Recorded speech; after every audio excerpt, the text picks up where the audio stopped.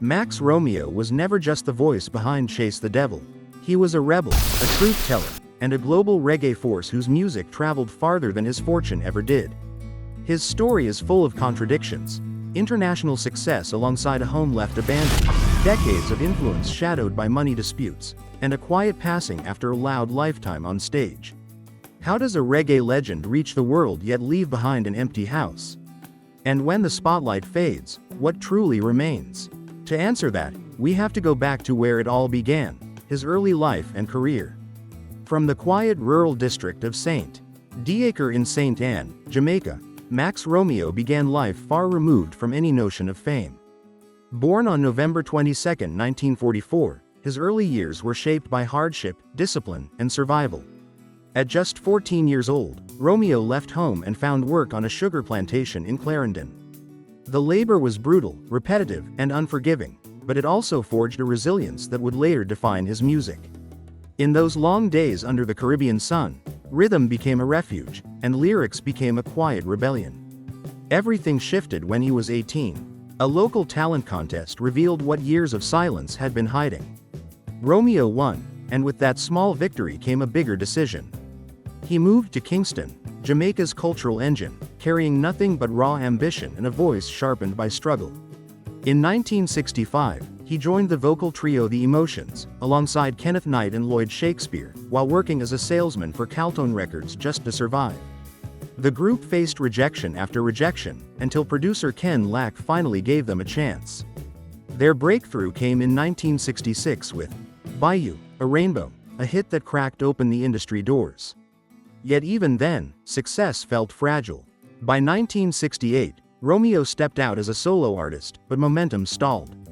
Refusing to quit, he regrouped, rejoined The Emotions under producer Phil Pratt, and later formed the Hippie Boys, sharpening his sound and confidence. Then came the moment that changed everything. Wet Dream, provocative, playful, unapologetic. Banned by the BBC and several radio stations, the song nonetheless exploded, reaching the UK top 10 and turning Max Romeo into an international name. The controversy didn't hurt him, it branded him. He was bold, fearless, and impossible to ignore. Even as the follow-up album A Dream failed to replicate the same success, Romeo had already crossed a line few Jamaican artists had dared to approach. The 1970s marked a deeper evolution. Returning to Jamaica, Romeo founded the Romix label and released Let the Power Fall in 1971. An album rooted in political consciousness and social urgency. The title track became the anthem of the People's National Party during the 1972 general election. For the first time, reggae wasn't just entertainment, it was a political force. Romeo toured the island alongside Bob Marley, turning rallies into spiritual gatherings and music into movement. His collaboration with Lee Scratch Perry pushed his artistry further. Songs like Three Blind Mice blended nursery rhymes with biting social commentary. But it was War Ina Babylon in 1976 that cemented his legacy. From that album came Chase the Devil, a track that would later be sampled across hip-hop, electronic music, and global pop culture, long after its creator had moved on. In the years that followed, Romeo's journey stretched far beyond Jamaica. He moved to New York, worked on the reggae musical Reggae, collaborated with the Rolling Stones, recorded in the UK, and continued releasing albums across decades. Yet behind the influence and the classics, financial stability never quite followed. By 2023, Romeo was still fighting, this time in court, filing a $15 million lawsuit over unpaid royalties spanning more than 50 years. Which leads to the unavoidable question: how does a man whose music shaped global culture end up battling for compensation late in life? That story unfolds next, in the reality of income, ownership, and the hidden cost of reggae legacy.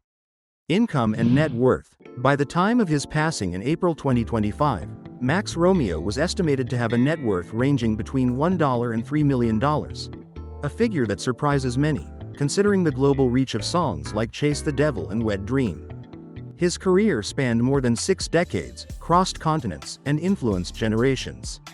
Yet the financial rewards never fully matched the cultural impact.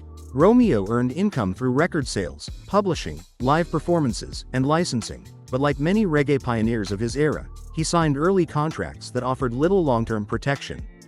Albums such as War Ina Babylon became timeless classics, but physical and later digital sales brought in modest returns compared to touring, often the primary source of steady income for reggae artists. The biggest shadow over his finances emerged in 2023, when Romeo filed a $15 million lawsuit against Universal Music Group and Polygram, alleging nearly 50 years of unpaid royalties, 1976-2021, across 19 songs.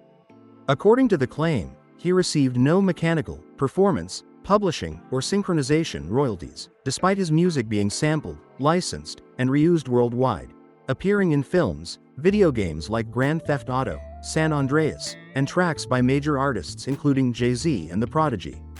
Even late in life, Romeo was still fighting, not for fame, but for what he believed was rightfully earned.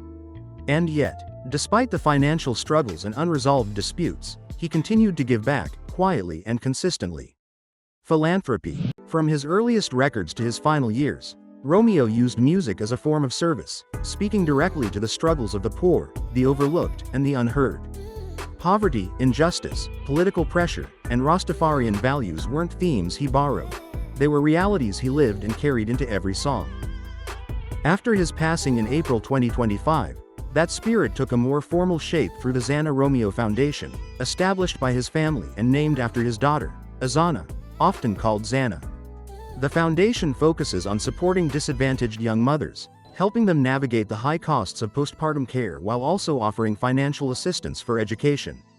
It reflects the values Romeo held close in his later years, when family, dignity, and long-term empowerment mattered more than public recognition. Throughout his life, Romeo was also present in community-based charity efforts within the reggae world. He participated in and was honored at events such as the Bob Marley charity football match around 2015, alongside fellow icons like Burning Spear and Sugar Minute. These gatherings weren't about nostalgia, they raised funds for youth programs, music education, and local community initiatives across Jamaica. Beyond organized foundations and benefit events, Romeo's most enduring philanthropy lived in his message. His music consistently challenged systems that kept people poor, called out political hypocrisy, and promoted self-worth rooted in African identity and Rastafarian principles. Even memorial concerts and tributes connected to his name often carry forward that same mission, supporting schools, hospitals, rehabilitation centers, and grassroots causes. And to understand where that commitment truly came from, we now turn inward, to the man behind the message and the private life that shaped his convictions. Personal life and death. Stage and the global spotlight, Max Romeo lived a life that was far quieter than his music suggested. He was a family man first. Over the years, sources referred to his wife in different ways, but records from around 2014 frequently mention Sandra Smith, the woman who stood beside him through many personal and professional milestones. Together, they built a household grounded in discipline, faith, and resilience, values that became increasingly important as Romeo grew older. Max Romeo was the father of a large family. According to his obituary in the New York Times, he had 11 children, several of whom chose to follow his path into music. His youngest daughter, Xana Romeo, born Azana Makeda Smith in 1994, became a recording artist in her own right. In his later years, she was often by his side on stage and behind the scenes, performing with him and helping manage aspects of his work. His son Azizi Romeo also pursued music, while Ronaldo and Romario, known together as the Romanal duo, collaborated with their father on the deeply personal 2014 album Father and Sons. That project was less about charts and more about legacy, a passing of the torch in real time. In the early 2000s, Romeo moved with his family to Treadways in Linstead, St. Catherine, choosing a simple rural life over city noise. There, he farmed the land, stayed close to nature, and built a modest home studio. It became a creative shelter for his children and a space where music felt purposeful again. Romeo often credited artists like John Holt for showing him how stability at home could coexist with a demanding music career. On April 11, 2025, Max Romeo passed away at the age of 80 due to heart complications at a hospital in St. Andrews Parish, Jamaica. The news was confirmed by his lawyer, Errol Michael Henry, and reported worldwide by outlets including The Guardian, Billboard, Rolling Stone, The New York Times, and Pitchfork. Tributes poured in immediately, honoring a man who had grown from controversy to consciousness, from hitmaker to cultural voice. His funeral was held in Kingston on May 18, 2025, where he was remembered not just as a reggae icon, but as a father, mentor, and survivor.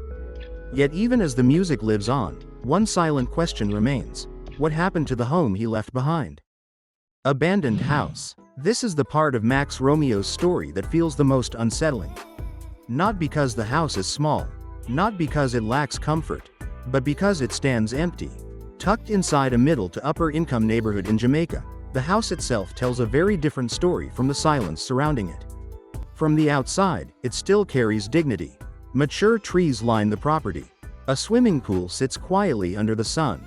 A gazebo waits for gatherings that never came. A large, separate three-car garage suggests a life once planned with movement, visitors, and momentum. Step inside, and the layout feels intentional. The ground floor opens with a foyer that leads into a living room and TV area, spaces clearly designed for family time. There's a bedroom and bathroom on this level, along with a generator room and an underground water tank, details that signal long-term thinking, not excess. This was meant to be a functional home, not a showpiece. And yet, it wasn't. No clear records explain when Max Romeo acquired this property. No official statement explains why it was left behind. The exterior remains relatively well kept, making the abandonment even more puzzling. It doesn't look ruined, it looks paused, like a life interrupted mid-sentence. For a man whose music traveled the world, whose voice shaped generations, this quiet, unused house feels symbolic. Success without stability, fame without security, a reminder that cultural impact does not always translate into personal shelter. Thank you for staying with us until the very end. If this story moved you, take a moment to like the video, subscribe for more untold stories behind legendary lives, and share your thoughts in the comments. Your support keeps these stories alive.